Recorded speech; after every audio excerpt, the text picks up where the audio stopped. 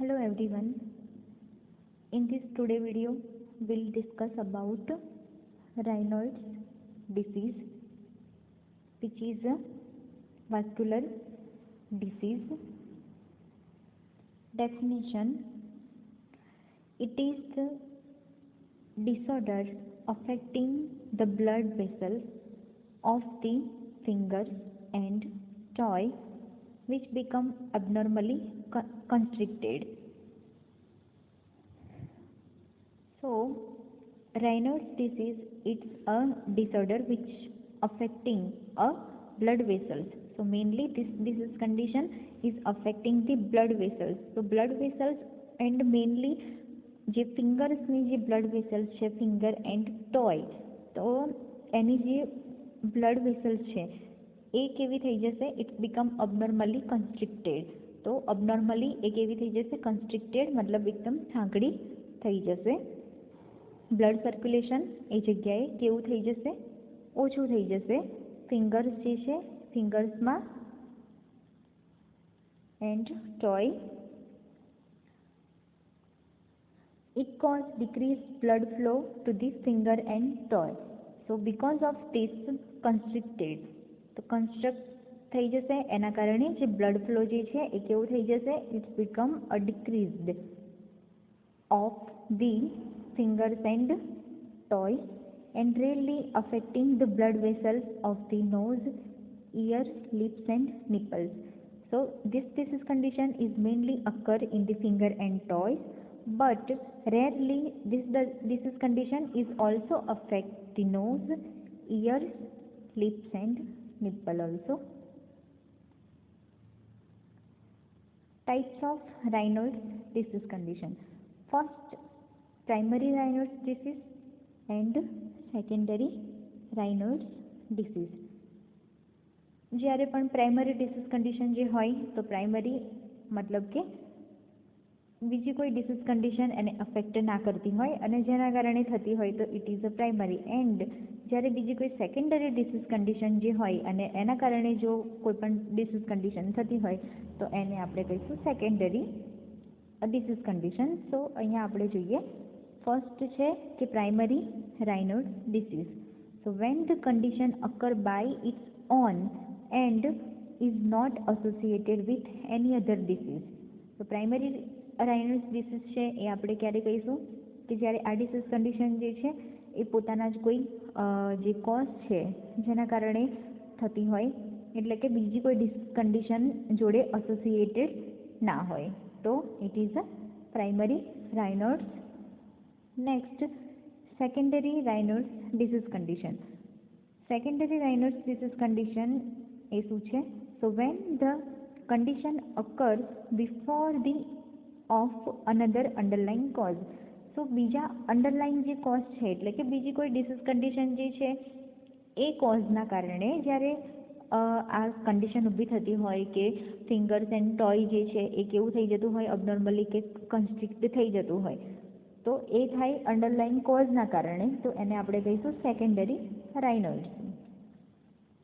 The causes R, હવે secondary રાયનોડ્સ જે disease condition જે છે તો એના કોઝ કેટલા છે? So first one is atherosclerosis, then connective tissue disorder, carpal tunnel syndrome, smoking, injury of hand and feet, use of chemotherapeutic drugs. So these all the underlying cause જેના કારણે રાયનોડ્સ disease જે છે એ ડેવલપ્ડ થાય છે. Next is a sign and symptoms. The condition beginning with feelings of numbness. So firstly આ જે condition જે છે એ જેનું બિગિનિંગ જે થાય છે, સ્ટાર્ટિંગ થાય છે, ઇટ્સ અ ફિલિંગ ઓફ નમ્બનેસ, કે જે પાર્ટમાં અફેક્ટ થશે એટલો પાર્ટ કેવો થઈ જશે? નમ્બ થઈ જશે. Sensation of cold, burning pain, એક પેરેસ્થેસિયા, લોસ ઓફ સેન્સેશન, જ્યારે આ કન્ડિશન જે છે એ વધારે પ્રમાણમાં થતી રહે તો જેના કારણે કેટલા પર્ટિક્યુલર એરિયામાં જે સેન્સેશન જે છે એ કેવું થઈ જશે? લોસ થઈ જશે. લોસ ઓફ સેન્સેશન, જેના માટે ટર્મિનોલોજી યુઝ થાય છે પેરાસ્થેસિયા. intermittent color changes of one or more digit, so color changes જોવા મળશે. other symptoms like swelling, skin ulcer, pain, gangrene. so આ જે બ્લડ જે છે એ એક જ જગ્યાએ ફિંગર્સમાં જ્યારે અટકી રહેશે બિકોઝ ઓફ ધેટ જે વેસલ્સ જે છે એ કન્સ્ટ્રિક્ટ થઈ જાય છે, તો એના કારણે શું થવાનું ચાન્સીસ છે કે અહીંયા જે બ્લડ ક્લોટ્સ છે એ ક્લોટ થયા કરશે, બ્લડનું સપ્લાય જે છે, બ્લડનો ફ્લો જે છે એ કેવો થઈ જશે, ઓછો થઈ જશે, ડિક્રીઝ થઈ જશે, તો જેના કારણે ગેંગ્રીન થવાના ચાન્સીસ રહેલા છે. So it's also a one symptoms. Next, diagnostic evaluation. How to diagnose a Raynaud's disease? First one, taking the history collection and physical examination. The patient should be assessed for family history of cardiac or vascular disorder, history of hypertension, etc. So already we had idea about the cardiac and vascular disorder. So we have to check કે ફેમિલીમાં કોઈ cardiac disorder કે vascular disorder છે હિસ્ટ્રીમાં કે નહીં, like hypertension et cetera. In the physical examination, the nurse should check color changes in the extremity and should monitor signs of loss of sensation. So mainly આપણને science and symptoms અહીંયા જોવા મળે છે, નમનેસ and gradually ધીરે ધીરે આપણને શું જોવા મળશે કે loss of sensation. So when we are doing the history collection and physical examination, so in that nurse have to check the changes of the color કે કોઈ એક્સ્ટ્રીમિટી જે છે એક્સ્ટ્રીમિટીમાં ચેન્જીસ કલર જે છે એનો ચેન્જીસ થયો છે કે નહીં. And second one is loss of sensation કે સેન્સેશન લોસ છે, નમનેસ છે, સો that's also nurse have to check. So this is the diagnostic evaluation. In that a main one test is there, it is named cold stimulation test. હવે આ cold stimulation test કેવી રીતે કરવામાં આવે? In this test the affected area is briefly exposed to the cold and usually in ice water. તો આ ટેસ્ટમાં આપણે શું કરવાનું હોય? તો જે એરિયા જે અફેક્ટેડ થયો છે એ અફેક્ટેડ એરિયાને આપણે એક્સપોઝ કરીશું કોલ્ડ ઓર યુઝ્યુઅલી આઈસ વોટર જે છે એને આપણે એ પર્ટિક્યુલર પાર્ટમાં આપણે નાખીશું. If the patient is having a Raynaud's disease, it will take more than normal time to become sensed or relation to the other parts of the body. So આપણને ખબર છે કે જ્યારે વધારે પડતા આપણે આઈસના કોન્ટેક્ટમાં આવીએ છીએ, ઠંડુ જે પાણી હોય કોલ્ડ વોટર એના કોન્ટેક્ટમાં આપણે જ્યારે આવીએ તો આપણે તરત જ વધારે ટાઈમ સુધી જો જે આઈસ વોટર જે છે એ પર્ટિક્યુલર પાર્ટની અંદર આપણે રેડ્યા કરીશું તો આપણે શું કરીશું કે તરત જ આપણને ખબર પડી જશે એટલો એરિયા જે છે એ એરિયામાં આપણને કેવું થઈ જશે, સેન્સેશન જતું હોય એવું ફીલ થાય, નમનેસ જેવું ફીલ થતું હોય. પણ જ્યારે જે પેશન્ટમાં રાયનોડ્સ ડિસીઝ કન્ડિશન હશે તો એ વધારે ટાઈમ સુધી રાખશે. નોર્મલ જે એક્સ્ટ્રીમિટીમાં જે પાર્ટમાં રાયનોડ્સ ડિસીઝ મતલબ કે જે બ્લડ્સનો પ્રોબ્લેમ જે છે વાસ્ક્યુલર પ્રોબ્લેમ એ નહીં હોય એ એરિયામાં તરત જ એને ખબર પડી જશે, અફેક્ટ થવા લાગશે રેધર દેન કે જે એરિયા અફેક્ટેડ છે તો એ એરિયામાં જે છે સેન્સેશન જે થવાનો જે ટાઈમ જે છે સેન્સ કરવાનો ટાઈમ જે છે એ કેવો હશે, વધારે હશે. It is a cold stimulation test. Next is a nail fold capillaroscopy. Nail fold capillaroscopy માં એક શું કરવામાં આવે તો doctor will put a drop of oil.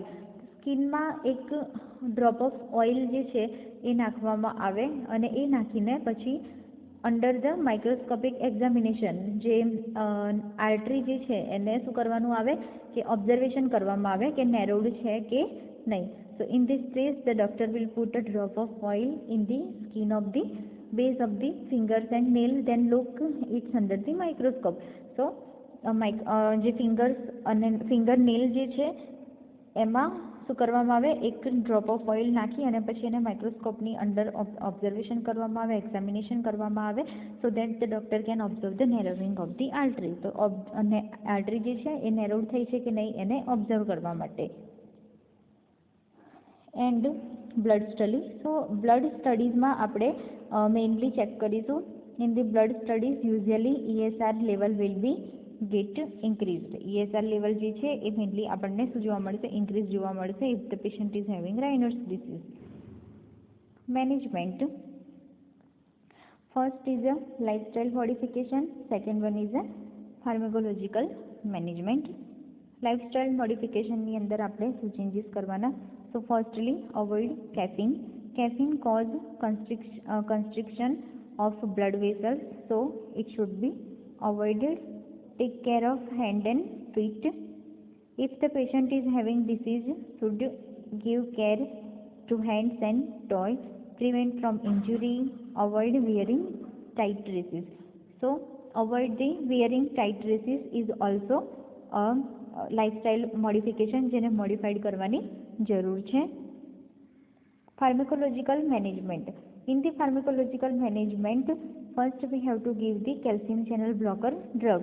It will help to dilate the blood vessels in the hands and feet. So this calcium channel blocker A drugs જે છે એનો use શું છે? Action is to dilate the blood vessels. So because of that જે blood flow જે છે એ normal થઈ શકે. For example, amlodipine and nifedipine. Second one is the alpha blockers. It will help for the vasodilation of blood vessels. For example, prozosine and vasodilator. Vasodilator is also helps to dilate the blood vessels. For example, nitroglycerin. Treatment. Treatment with antibiotics are necessary if the patient developing gangrene. So when the gangrene is occur or gangrene is arise, તો એ ટાઈમે આપણે antibiotic drugs આપીશું ગેંગ્રીનને અટકાવવા માટે. Nursing management. Instruct the patient to avoid smoking and alcoholism. First પેશન્ટને instruct કરીશું to avoid the smoking alcoholism. Advise the patient to take well balanced diet which is necessary and which low in fat, oil and lipids. Advise patient to perform regular exercise also. Then avoid to wearing the tight clothes, means tight jeans and leggings જે girls પહેરતા હોય એ. Instruct the patient to go for regular medical checkup and also instruct the patient to go for regular medical checkup and follow up and assess the extremity for paresthesia and cyanosis. So this is the nursing management of Raynaud's disease.